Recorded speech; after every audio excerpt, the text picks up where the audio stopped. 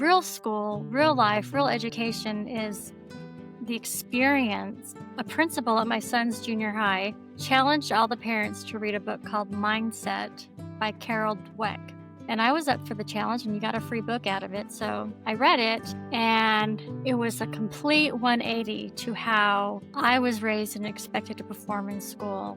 And it showed me that real school, real life, real education is the experience. Not saying the facts you learn don't matter, but it's the experience, and it's interacting with other humans and overcoming something that's hard. So if my son, who was on the spectrum, would come home and be like, I didn't do well in class at all, I would say, tell me one thing that you learned. It doesn't even have to be about the subject. And he would say, well, I really liked the new poster my teacher put up. It really made the room bright.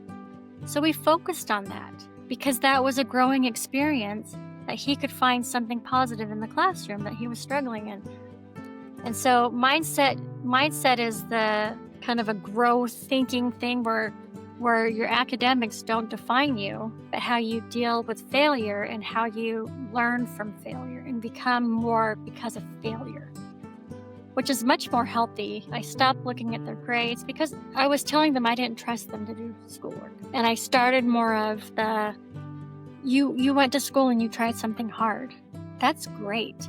And school became a very positive, happy experience. And in college also, my son struggled and he flunked out. And he said, I'm just too dumb for school. I'm not a smart kid. And well, that's not true. School's just not set up for how you think. So we worked through that and did some other things. And then when he finally went back to school, he did BYU Pathways.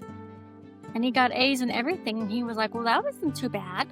I did okay. Maybe I'm not dumb. And I'm like, you're not dumb. He is going a slower pace. He's 29, but now he's taking Japanese. He's in the game design animation program at UVU. And he's been to Japan twice. Now, from the kid I knew at 18 to the kid I know at 29, he's different, so different.